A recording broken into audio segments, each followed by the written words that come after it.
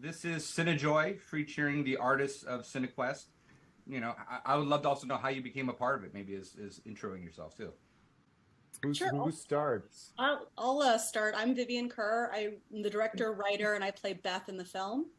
Lana Parrilla, and I play Stacy.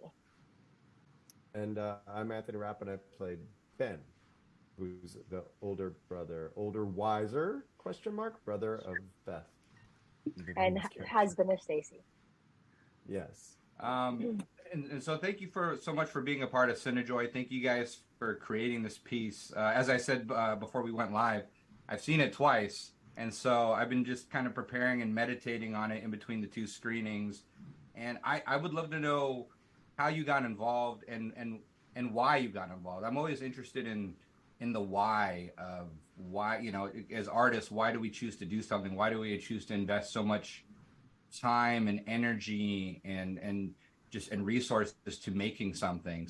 I guess I'll start since I, sucked everyone else into this. I've lived basically my entire adult life in Los Angeles. And so, as I was kind of moving, after college, like moving through my 20s into my 30s and kind of having an experience of like working as an actor, but then sometimes not working as an actor and like feeling frustrated and trying to achieve a dream. And then you feel like you can never quite get there. And then obviously you realize there is no there. At that time, simultaneously, kind of my neighborhood was really changing. There were a lot more people living in their cars, sleeping in their cars. And I was really, I couldn't help but be affected by that. And so I was really interested in this theme of like, what do you do when sort of your life is starting to turn out in a way where it doesn't match what your dreams were? What do you do with that? Do you go in denial? Do you take responsibility?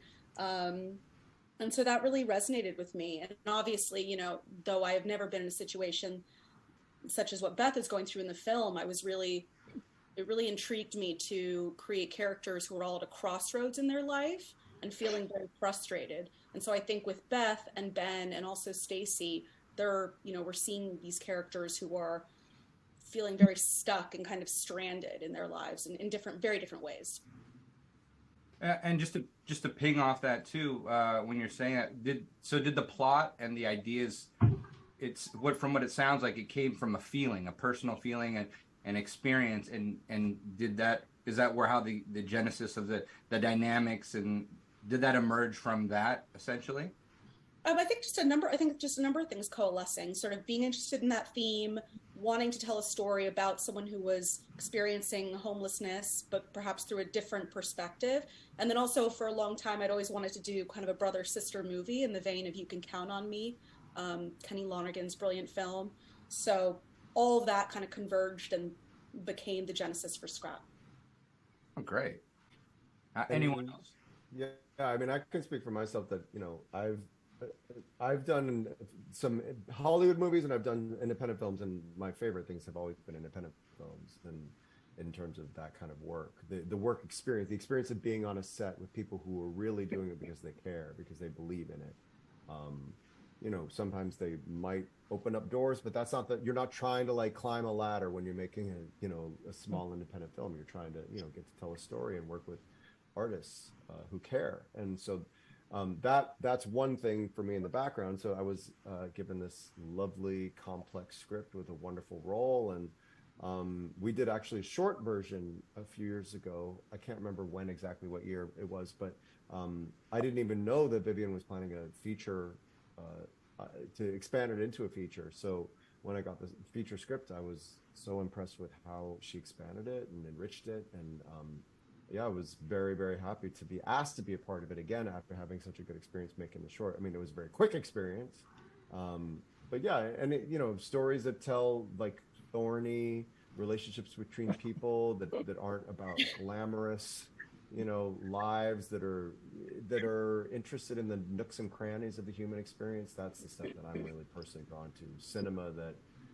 film can really get into the hearts and minds and souls of its characters. And it's fun to go see a spectacle movie sometimes, but it's also really meaningful to get to see, intimate portraits, which is something that I was really excited to be a part of. Vivian, when did you start writing the full feature? Was it after the short, or was it a little bit prior? So it's sort of been starting to outline it a little bit, but then actually the making of the short was super impactful because, like in the short, Stacy is a character, but she is like she doesn't have any dialogue. Like she's just sitting at the kitchen table with Birdie when he's on the phone with me, and from there I was just sort of thinking like, yeah, like what is going on with Ben's marriage, and like why is his wife just like allowing this to go on, and why is she so comfortable with Birdie like coming to stay with them, and like why don't they have any children?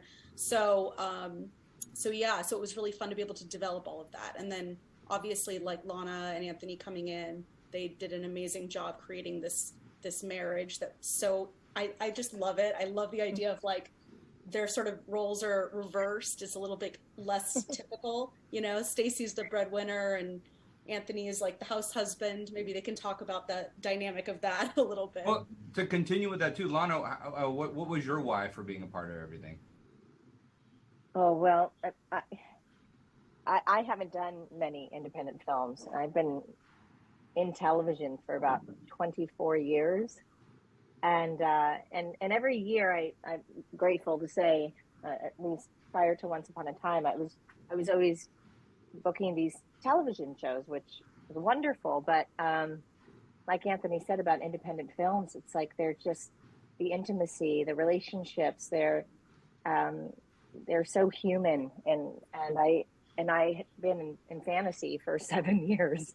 I was looking for something that was more realistic and relatable, and Scrap came my way, and I read the script and I thought it was brilliant. And I've always been a fan of Anthony's. But I absolutely love the script, and I do understand this woman's story and what she's going through. You've seen the film, but what the couple, what they're experiencing. I know several friends and people who have had difficulty with IVF, so it was a world that I was familiar with, and I felt it was important to tell that story and be a part of telling that story. It was already there. It was going to be told with or without me, but I wanted to. Is that what you look for in a role too? In that way, is something that resonates with you, that you relate to, or you want to explore?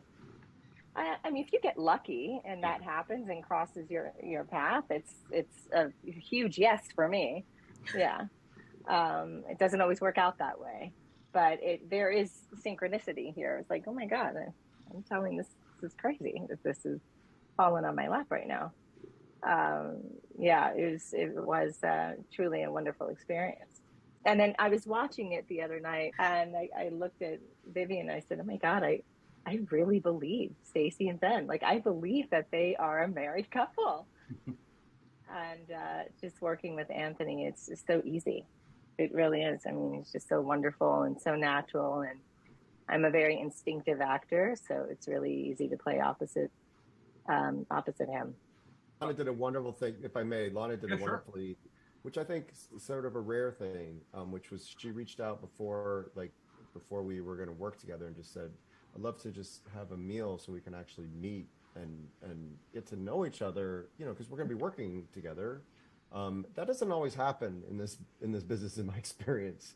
And it was a really, really special thing to get to have that connection before we actually set foot on set. And so we could really talk intimately about what, not just about the characters, but about our lives, get to know each other as human beings as well as artists.